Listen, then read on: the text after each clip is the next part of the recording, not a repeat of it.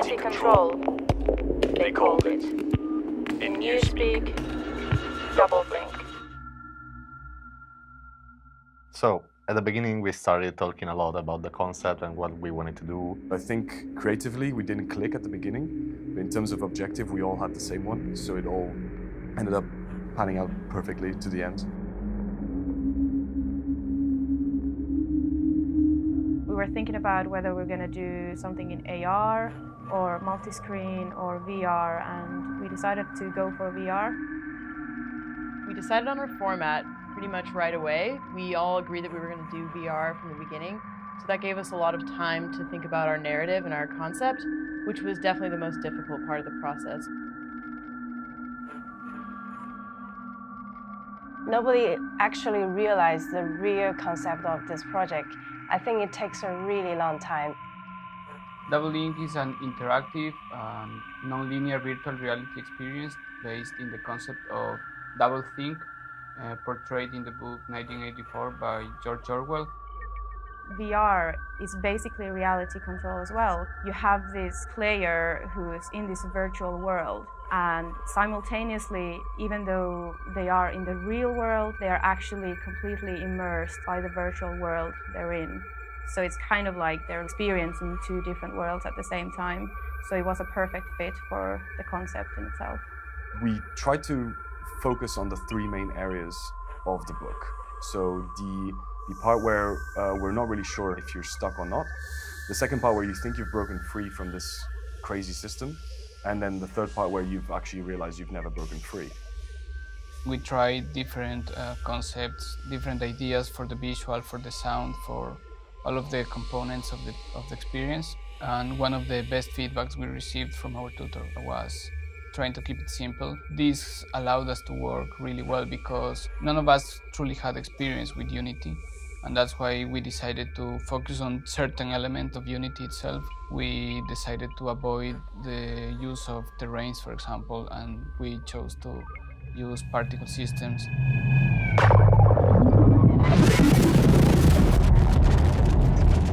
It's a learning process. We are not familiar with the software like Unity, and even Maya. We are just a beginner and we never done special effects in it, and we don't know to choose which software to achieve the effect we want.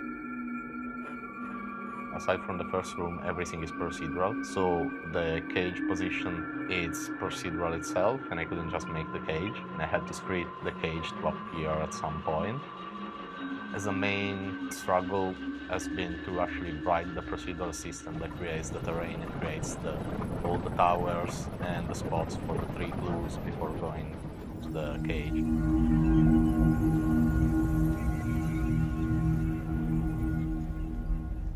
Throughout the process, we had to do a lot of experimentation with both the visuals and the sound. When something would work sonically, maybe it wouldn't have worked visually, and vice versa. So, for example, the first music drafts I had were very interactive and a few things that just didn't work at all. So I scrapped a lot of the first ideas. The first scene, we have to make it very dark and very rough. So I'm actually struggling with the light and the texture very much. For example, we made a lamp inside and we make it like a rough steel, and we wanted to feel like it's a very intense room. Actually, during the first time when we put on the VR headset, we find out it looks much more real than the reality, and we feel that's much better. So one of the definitely tasks that we had as a group was to figure out how a VR app professionally is made before we start just creating them. There's certain things that you need to think of: nausea, different elements, how you're going to interact with the room, and how you're going to immerse the player within that world that you're creating. We wanted to have some relation, but not an obvious relation with the book, because we were working more with the concept than with the actual story or the characters in the book. In my case, I'm focused on the visual things, so I will imagine that how it will look in my mind, and then I will watch some animation and collect some inspiration from them. We didn't really have much interactivity in the second and third part of the experience, and that's when we started adding particle systems that would interact with the hands. And then the moment we added that interactivity, it just added a whole new level. We tried different eyes. We used to make a very big model, like a 3D eye, and we make animation of it. And then we found out this eye is not very suitable for this scene because the player coming from a very elegant, simplified world, and this 3D modeling is too much. So we changed it to a very simple eye. It's 2D. We just make a black line sign, and then we find, yeah, this is what we want.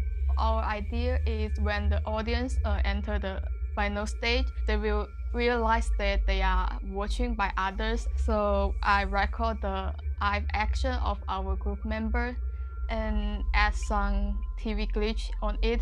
We use the eye movements to express different emotions. The biggest struggle for making music and sound design for the second scene was that the visuals weren't finalized till late in the process, so we had to do a lot of sound design in the dark without really knowing what our end aesthetic would be, so that took a lot of reiterating. The sound obviously plays an important part to enhance the experience and enhance the visuals.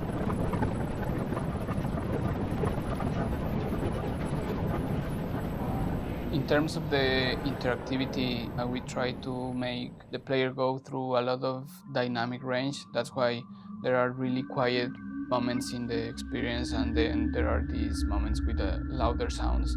All of these changes are made by different parameters that are controlled by the players. The position, for example, or the speed of the player constantly modify parameters in the sound. In the first scene, which is the interrogation room, a lot of the sounds are more realistic Foley sounds. We've got books falling to the floor, and there's a clock ticking and other sort of furniture that the player can interact with.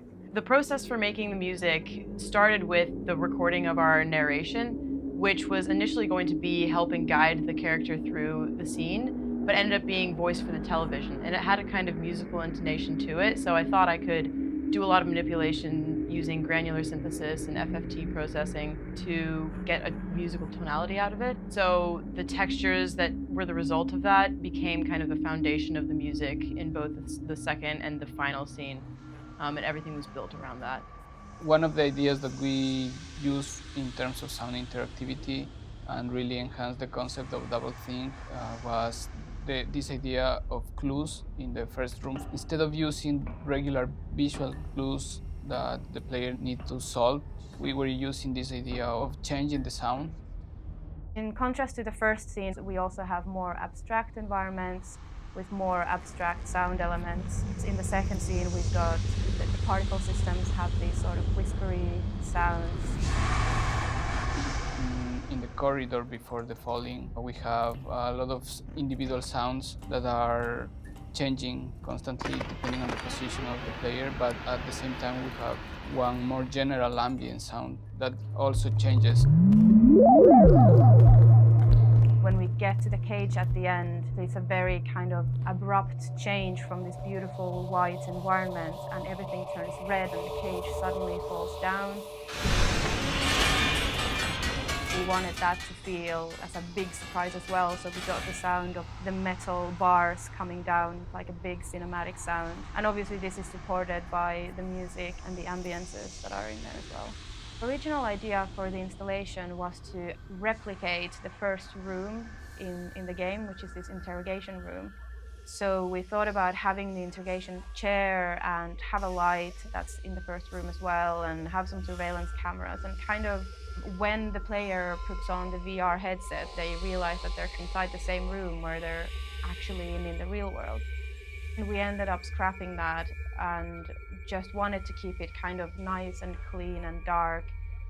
We didn't really have any other props, but we put up some ambience on speakers just to kind of already set the player in the right mood when they entered our installation space. I think that the most doublethink part in the second level came up after the exhibition. The lines that you have to follow, the particles that you have to follow. I mean, a lot of people were uncertain whether they were following them or they were following the particles. Other than that, people didn't know if they were lost or not. And it was super interesting seeing how the people in the exhibition responded to us building the experience without thinking every time on doublethink. And that's doublethink.